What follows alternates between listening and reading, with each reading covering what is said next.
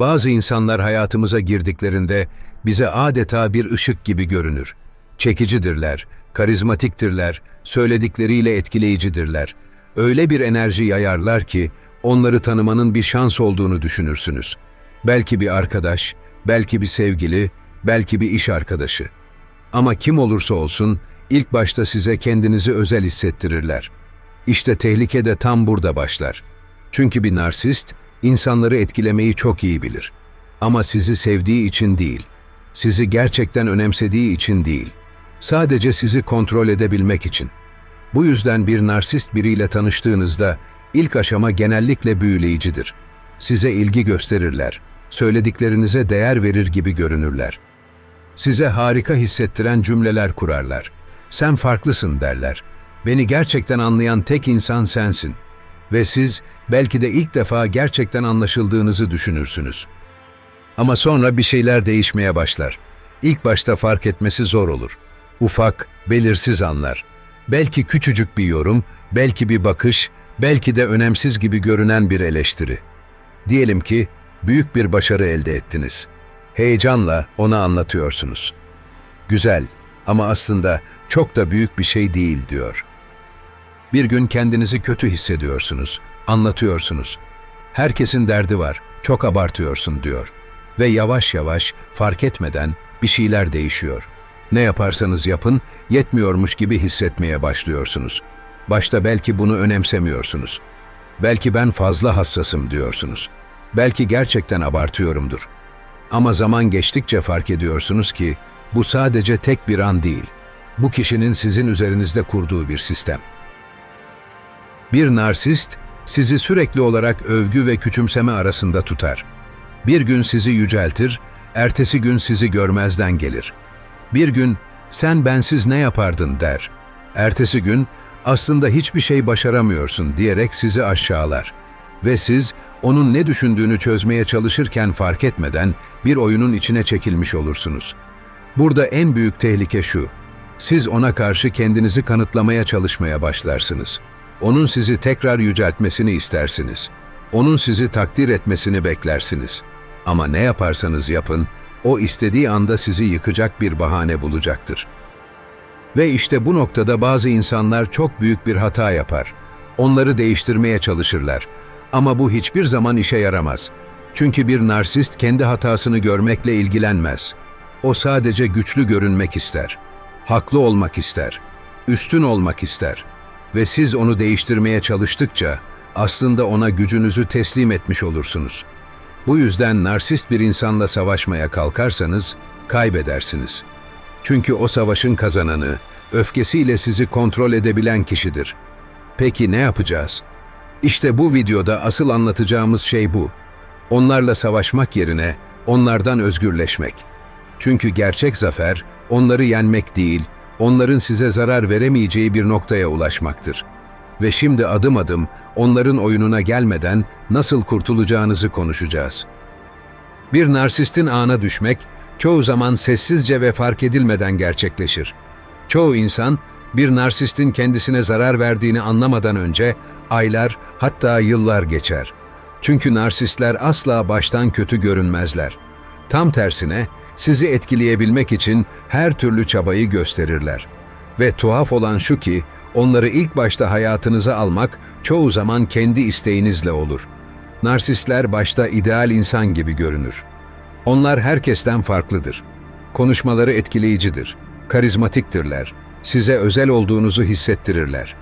Eğer bir arkadaşınızsa sizinle diğerlerinden daha derin bir bağ kurduklarını iddia ederler. Eğer bir ilişkiniz varsa sizi daha önce kimsenin sevmediği kadar sevdiğini söylerler. Eğer bir iş yerindeyse sizin ne kadar yetenekli olduğunuzu fark eden ilk kişinin kendisi olduğunu düşündürürler. Bu noktada çoğu insan onların gerçek yüzünü fark etmez. Çünkü o anda her şey gerçekte olduğundan daha güzel görünür.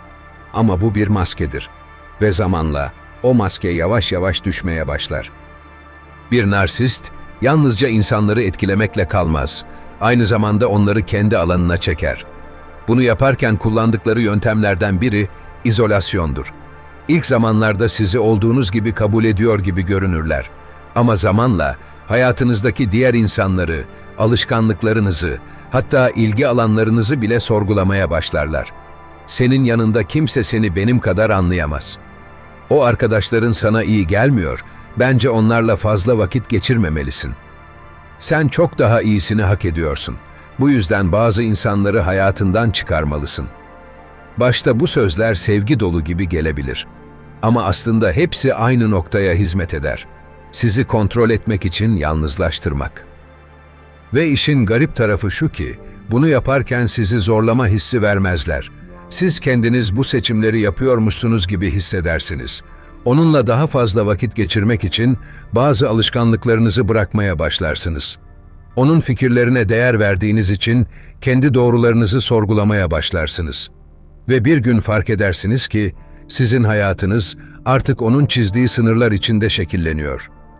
Bir narsist başta size özel ve değerli hissettirse de bir noktadan sonra o eski ilginin yerini sistematik bir küçümseme alır. Ama bu küçümseme açık ve net bir şekilde gelmez.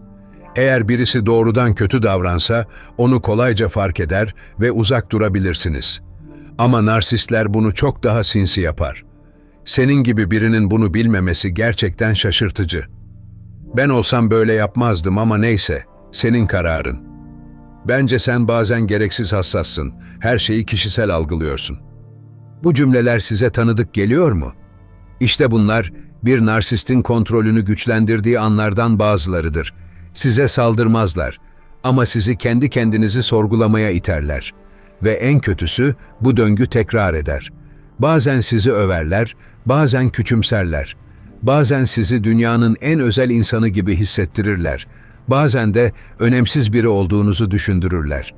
Beyninizi bir bilinmezliğe sürüklerler. Onun gerçek düşüncesi hangisi diye sorgulamaya başlarsınız. Ve asıl kritik hata burada gelir. Onun sizi tekrar övmesini, tekrar eski ilgisini göstermesini beklersiniz. Çünkü size verdiği o ilk hisse geri dönmek istersiniz. Ama o his artık tamamen onun kontrolündedir. Birçok insan narsist biriyle ilişkisinin kendisini tükettiğini fark etse de yine de ondan kopamaz. Çünkü narsistlerin en büyük gücü bağımlılık yaratmalarıdır. Narsist biri sizi yukarı çıkarıp sonra aşağıya indirdiğinde bir duygusal bağımlılık oluşturur.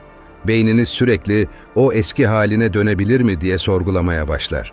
Bunu ilişkide, arkadaşlıkta, hatta iş hayatında bile görebilirsiniz. Bazen uzaklaşmayı düşünürsünüz. Ama sonra belki ben yanılıyorumdur diye düşünmeye başlarsınız. O kişi size iyi davrandığında içinde bulunduğunuz kötü anları unutursunuz. Ve tam uzaklaşmak üzereyken size tekrar sıcak davranır. Sizi tekrar değerli hissettirir. Ve işte bu yüzden insanlar narsistlerin içinde bulunduğu ilişkilerden kolayca çıkamazlar. Çünkü o ilk günlerdeki his hep akıllarının bir köşesinde kalır. Ama bilmeniz gereken şey şu, o ilk günlerde yaşadıklarınız gerçek değildi. Sadece sizi kendilerine çekmek için sergiledikleri bir maskeydi. Eğer bu noktaya kadar anlattıklarım size tanıdık geliyorsa, belki de hayatınızdaki bazı insanları yeniden değerlendirmeniz gerekiyor. Gerçekten sizi seven biri size kendinizi kötü hissettirmez. Ve belki de en önemlisi, size sevgi adı altında bir kontrol mekanizması sunmaz. Şimdi buraya kadar konuştuklarımız, bir narsistin sizi nasıl ağına düşürdüğünü ve nasıl kontrol ettiğini anlamak içindi. Ama mesele sadece bunu fark etmek değil. Peki, onların bu oyununa nasıl son vereceksiniz? Şimdi sıradaki bölümde narsist biriyle mücadele etmeye çalışmak yerine onlardan nasıl tamamen kurtulacağınızı konuşacağız. Neden savaşmak işe yaramaz? Bir narsistin gerçek yüzünü fark ettiğinizde ilk içgüdünüz genellikle bir hesaplaşmaya girmek olur. Onun yanlış olduğunu kanıtlamak, hatalarını yüzüne vurmak, sizi nasıl incittiğini anlatmak istersiniz. Bazen bu bir tartışma olur, bazen uzun mesajlar yazılır, bazen de onun sizi anlamasını sağlamak için saatlerce çaba harcanır. Ama işin acı gerçeği şu, bir narsistle tartışarak kazanamazsınız. Çünkü sizin kazanmaya çalıştığınız savaş, onun oynadığı oyunlardan sadece biri. Narsist biriyle tartıştığınızda, onun için asıl önemli olan neyin doğru ya da yanlış olduğu değildir. Gerçekler onun umurunda bile değildir. Çünkü onun için asıl mesele kontrolü elinde tutmaktır. Eğer siz sinirlenirseniz, üzülürseniz, Kendinizi açıklamak için çırpınırsanız, onun için önemli olan tek şey gerçekleşmiş olur. Siz onun kontrol alanında kalırsınız. Bu yüzden bir narsist karşısında ne kadar mantıklı konuşursanız konuşun, ne kadar net kanıtlar sunarsanız sunun, onun bir noktada haklı olduğunuzu kabul etmesini beklemeyin.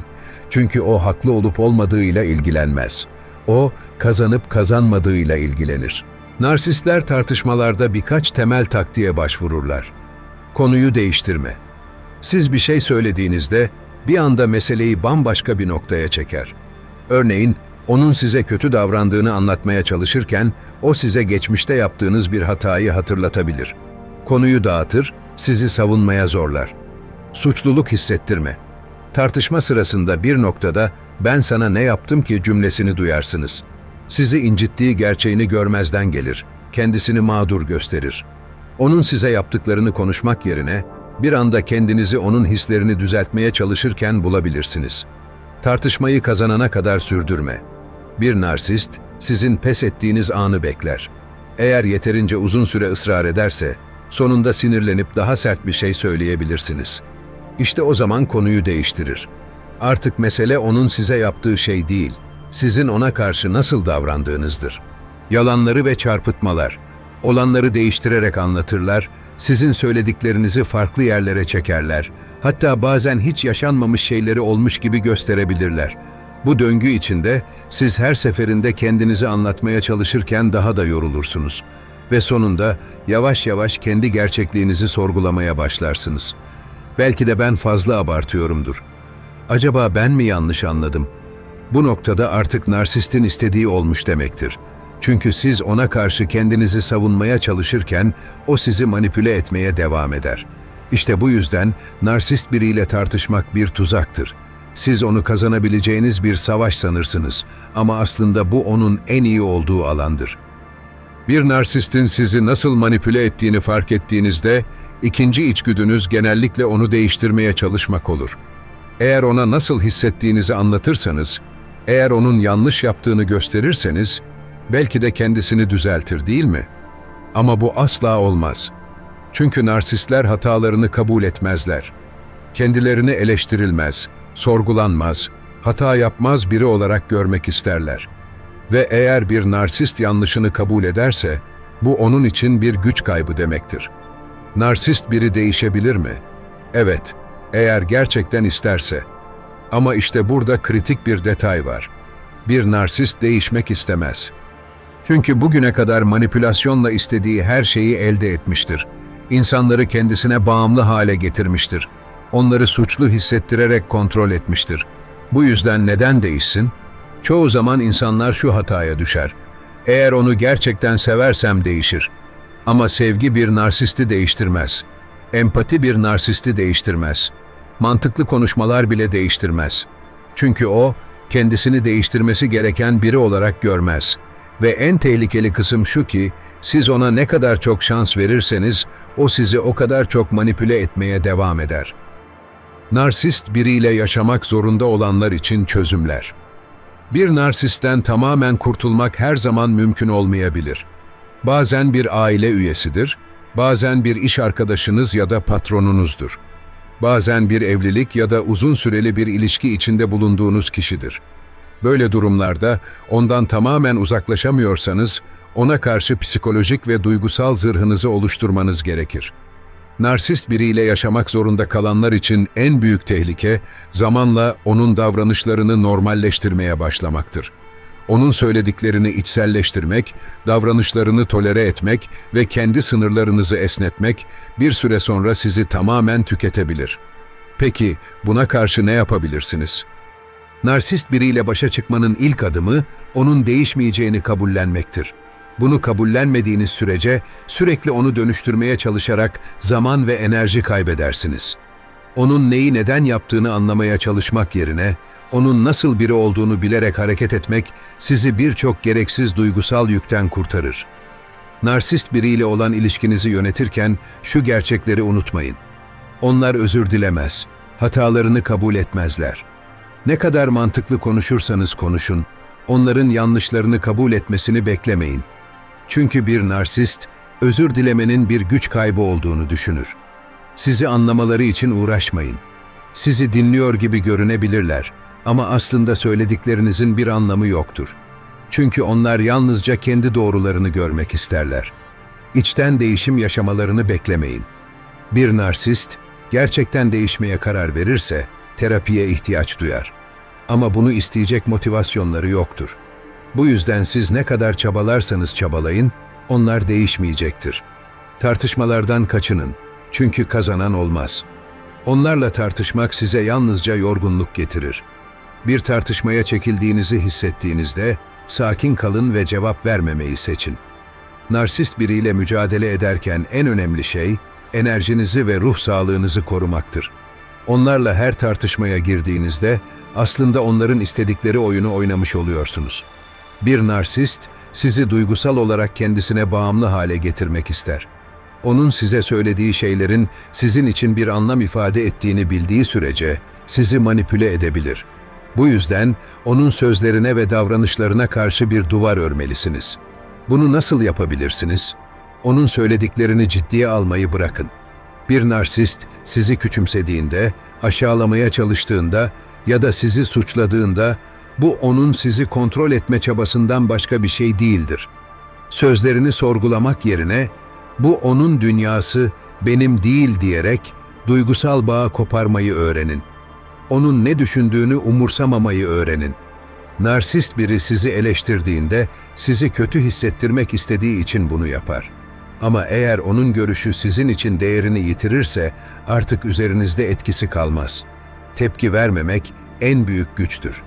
Bir narsist sizi öfkelendirmeye çalıştığında ona tepki vermemek onu zayıflatır. Sakin kaldığınızda ve olayları kişisel almadığınızda onun kontrol mekanizmasını bozmuş olursunuz. Narsist biriyle yaşarken kendi ruh sağlığınızı korumak için onun söylediklerinin gerçekliğinizi etkilemesine izin vermemelisiniz. Bir narsistten uzaklaşmak sadece onun fiziksel varlığından kurtulmak anlamına gelmez. Asıl özgürleşme zihinsel ve duygusal olarak ondan kopabilmektir. Çünkü bir narsistin asıl gücü sözlerinde, manipülasyonlarında ve sizi kendisine bağımlı hale getirme yeteneğindedir.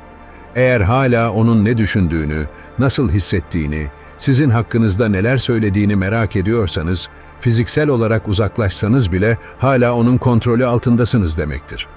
Stoacı felsefe burada en büyük kalkanlardan biri olabilir. Epiktetos'un dediği gibi, başkalarının ne yaptığı, ne söylediği seni ilgilendirmez. Seni ilgilendiren tek şey, senin ona nasıl tepki verdiğindir. Bir narsistten uzaklaşırken yapılacak en büyük hata, onun değişmesini beklemek ya da onun yanlışlarını ona anlatmaya çalışmaktır. Stoacılar, insanları değiştirmeye çalışmanın boş bir çaba olduğunu söylerler. Marcus Aurelius'un şu sözü, bir narsistin asla değişmeyeceğini kabul etmenin ne kadar önemli olduğunu anlatır. İnsanların değişmesini beklemek, köpeğin miyavlamasını beklemek gibidir. Eğer bir narsist gerçekten değişebilseydi, bunu siz söylemeden önce yapardı. Bu yüzden onun düzeleceğini umarak vakit kaybetmek yerine, artık onun sizin hayatınızdaki etkisini tamamen yok etmeye odaklanmalısınız. Narsist biriyle yüzleşmek ve ona her şeyi açıklamak istemeniz çok doğal. Belki ona, size ne kadar zarar verdiğini anlatmak istersiniz. Belki onun da hatalarını fark edip pişman olacağını düşünürsünüz. Ama işin gerçeği şu, bir narsist, sizin söylediklerinizi asla gerçek anlamda dinlemez. Çünkü onu ilgilendiren şey sizin hissettikleriniz değil, onun kendi imajıdır. Ona ne yaptığını anlatmaya çalıştığınızda, bunu kendisini kurban olarak göstermek için bir fırsata çevirir. Tartışmayı büyütür, sizi suçlar, hatta kendisini mağdur konumuna yerleştirir. O yüzden stoacılar gibi düşünmek en doğru yoldur. En iyi yanıt, bazen hiç yanıt vermemektir. Narsistler, onları terk ettiğinizde hemen pes etmezler. Çünkü sizin üzerinizde kurdukları kontrolü kaybetmek istemezler. İşte bu yüzden bir noktada geri dönmeye çalışırlar. Özür dilerler, değiştiklerini söylerler, geçmişteki güzel anıları hatırlatmaya çalışırlar. Bazen de öfkelenirler ve sizi suçlarlar. Sen zaten bencilsin. Beni hiç sevmedin. Başkası da seni sevmeyecek. Ama burada unutulmaması gereken şey, bunların hepsinin birer oyun olduğudur. Epiktetos'un dediği gibi, Başkalarının seni kışkırtmasına izin verirsen onların kölesi olursun. Bir narsistin geri dönme çabalarına karşı en güçlü silahınız sessizliktir.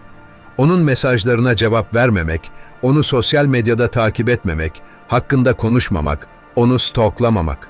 Bunların hepsi sizin özgürlüğünüzü güçlendiren adımlardır. Eğer ona karşı hala bir şekilde tepki veriyorsanız, bu onun hala sizin üzerinizde etkisi olduğu anlamına gelir. Gerçek kopuş, onun artık sizin için hiçbir şey ifade etmemesidir. Marcus Aurelius, bir insanın gerçek anlamda özgürleşmesini şöyle açıklar. Sana zarar vermek isteyen biriyle savaşmazsan, onun gücü yok olur. Sana bağıran birine cevap vermezsen, sesi yankılanmaz. Geçmişe takılmak ve acaba doğru mu yaptım diye düşünmek, narsistlerin en büyük silahlarından biridir. Siz bir noktada onları terk ettiğinizde kendinizden şüphe etmeye başlarsınız. Belki de ben çok abarttım. Belki de ben de hatalıydım. İşte tam burada stoacı düşünce devreye girer. Gerçekleri unutma. Epiktetos'un şu sözü akılda tutulmalı. Kendi gözlerinle gördüğünü, başkalarının sözleriyle değiştirme. Narsist biriyle olan ilişkinizde yaşadıklarınızı unutup, sadece iyi anıları hatırlamak, sizin tekrar onun ağına düşmenize neden olur. Unutmayın, geçmişinize kendi bakış açınızla yön vermelisiniz. Bir narsistin sunduğu sahte anılara değil. Peki, gerçekten özgürleştiğinizi nasıl anlayabilirsiniz? Onun adını duyduğunuzda hiçbir his hissetmiyorsanız, onun yaptığı şeylere karşı kayıtsızsanız, onun geçmişte söyledikleri size artık gülünç geliyorsa, işte o zaman özgürsünüzdür. Seneca'nın dediği gibi, gerçek güç, düşmanını alt etmek değil, artık onun seni ilgilendirmemesidir. Bir narsistten tamamen uzaklaşmak, onun hayatınızda hiç olmamış gibi davranmak değildir. Onun varlığının sizin için artık bir anlam ifade etmemesidir. Eğer hala ona karşı nefret duyuyorsanız, hala ona kızgınsanız, hala onu düşünüyorsanız, o zaman hala etkisi altındasınız demektir. Gerçek özgürlük, o kişi hakkında düşünmeye bile gerek duymamaktır. Bir narsist size zarar verdi diye hayatınız boyunca kurban olmak zorunda değilsiniz. Onun sizi nasıl gördüğü değil, sizin kendinizi nasıl gördüğünüz önemlidir. Marcus Aurelius'un dediği gibi, başkalarının düşüncelerini değil, kendi iç huzurunu koru. Çünkü seni güçlü yapan, onların seni nasıl gördüğü değil, senin kendini nasıl gördüğündür. Şimdi videonun bu kısmına kadar geldiğinize göre kendinize sormalısınız. Ben gerçekten özgür müyüm? Yoksa hala geçmişin zincirleriyle mi yaşıyorum? Eğer hala geçmişe takılı kalıyorsanız, hala onun ne düşündüğünü önemsiyorsanız, hala ona bir şeyleri kanıtlama ihtiyacı hissediyorsanız, o zaman kendinizi sorgulamalısınız. Çünkü gerçek özgürlük, artık onun varlığını bile umursamamakla başlar. Bir narsistten uzaklaşmak, yalnızca ondan kurtulmak değildir. Asıl mesele, onun hayatınızda yarattığı hasarı onarmak ve kendinizi yeniden inşa etmektir. Narsist biriyle yaşamak, kendiniz hakkında birçok şeyden şüphe etmenize neden olabilir. Ben yeterince iyi miyim? Gerçekten sevilebilir bir insan mıyım? Hata bende miydi gibi sorular zihninizde yankılanabilir. Ancak şunu anlamalısınız. Siz hiçbir zaman yetersiz değildiniz. Sadece yanlış bir insana inanmıştınız. Stoacılar, dış dünyanın sizi tanımlamasına izin vermemeyi öğütlerler. Marcus Aurelius'un dediği gibi, başkalarının sözleriyle değil, kendi doğrularınla yaşa. Bir narsist, size ne söylerse söylesin, sizin kim olduğunuz hakkında hiçbir şey ifade etmez. O yüzden artık dışarıdan gelen yargılardan değil, kendi iç sesinizden güç almayı öğrenmelisiniz. İyileşme süreci bir boşlukla başlar. Narsist biriyle uzun süre vakit geçirdiyseniz, onun sürekli olarak sizi yönlendirdiğine alışmış olabilirsiniz.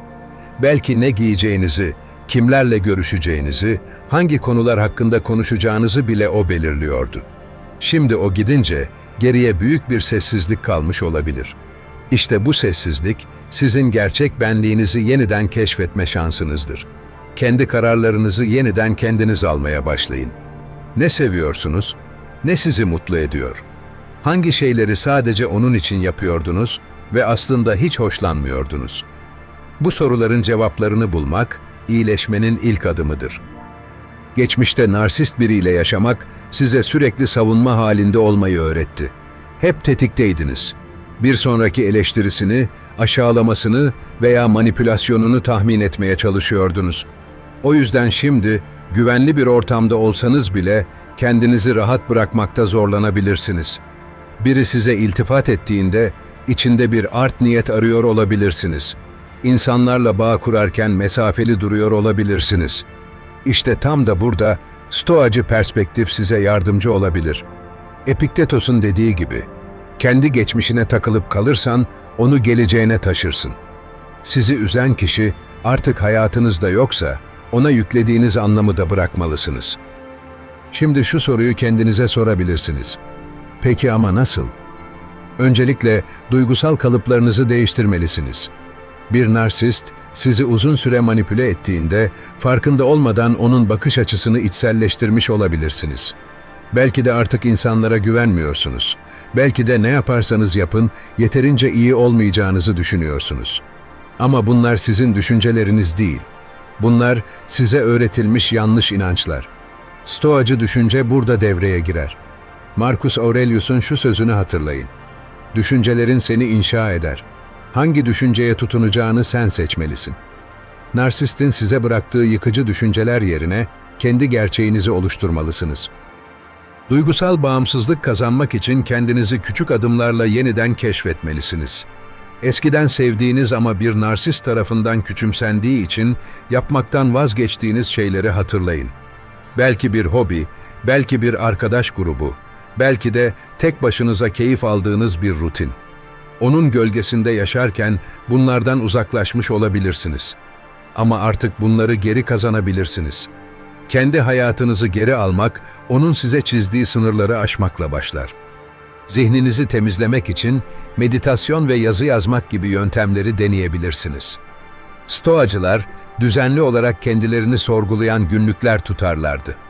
Seneca, her gün yatmadan önce o gün yaptığı şeyleri gözden geçirirdi. Bu uygulamayı siz de yapabilirsiniz. Günlük tutarak kendinizi daha iyi tanıyabilir ve ilerlemenizi gözlemleyebilirsiniz. Bugün nasıl hissettim? Bugün kendim için ne yaptım? Bugün hangi düşüncelerim beni engelledi gibi sorulara cevap vererek kendinizi keşfetmeye başlayabilirsiniz. İnsan ilişkileri konusunda da bilinçli olmalısınız. Bir narsistten kurtulmuş olmak, gelecekte yeni bir narsistin hayatınıza girmeyeceği anlamına gelmez. Onları tanıyabilmek için artık hangi davranışların sizin için kırmızı bayrak olduğunu öğrenmelisiniz. Marcus Aurelius şöyle der: "Geçmişte yaptığın hatalar, geleceğini aydınlatan lambalar olmalı." Yani bu deneyimi bir mağduriyet değil, bir ders olarak görmelisiniz. Artık başkalarının sizi manipüle etmesine izin vermemek için daha bilinçlisiniz. Öfke ve intikam duygularını bırakmak da önemli bir adımdır. Bazen geçmişte size yapılanları hatırlayıp öfkelenebilirsiniz. Ona nasıl bir karşılık vermediğinizi, ona nasıl cevap vermediğinizi düşünerek kendinize kızabilirsiniz. Ama bu sadece sizi tüketir. Stoacılar, öfkeyi bırakmanın özgürlük olduğunu söylerler. Seneca'nın dediği gibi, öfke aklın zinciridir. Sen öfkene tutunduğun sürece hala onun esirisin. Narsist biri size zarar verdiği için siz de kendinize zarar vermeye devam etmeyin. Onun bıraktığı acıyı sürekli hatırlayarak kendi iç huzurunuzu sabote etmeyin. Bir narsistle yaşadıktan sonra en büyük kazancınız artık kendinizi daha iyi tanıyor olmanızdır. Onların gölgesinde yaşarken kim olduğunuzu unutmuş olabilirsiniz. Ama şimdi kendi gücünüzü yeniden keşfetme zamanı. Kendi değerini başkalarının sözleriyle değil, kendi içinden bulmalısın. Peki, özgürleştiğinizi gerçekten nasıl anlarsınız? Bir gün o kişinin adını duyduğunuzda içinde hiçbir şey hissetmezseniz, onun geçmişte yaptıkları artık sizi tetiklemezse, bir zamanlar sizi kontrol eden birinin artık varlığının sizin için bir anlamı kalmazsa, işte o zaman gerçekten özgürsünüzdür. Marcus Aurelius'un dediği gibi, en büyük zafer bir düşmanı alt etmek değil, artık onu umursamamaktır. Eğer bu içerik sizin için faydalı olduysa, lütfen düşüncelerinizi bizimle paylaşın. Aşağıdaki yorumlar kısmına bu yöntemlerden hangisinin sizin için daha etkili olabileceğini yazabilir ya da kendi önerilerinizi paylaşabilirsiniz. Çünkü her yorum başka birine ilham verebilir. Ayrıca bu tür içeriklerin devamı için kanalımıza abone olmayı ve bu videoyu beğenmeyi unutmayın. Bu hem bizim motivasyonumuzu artırır hem de daha fazla kişiye ulaşmamıza yardımcı olur. Unutmayın, belki de bu video başka birinin hayatında ihtiyaç duyduğu küçük bir ışık olabilir.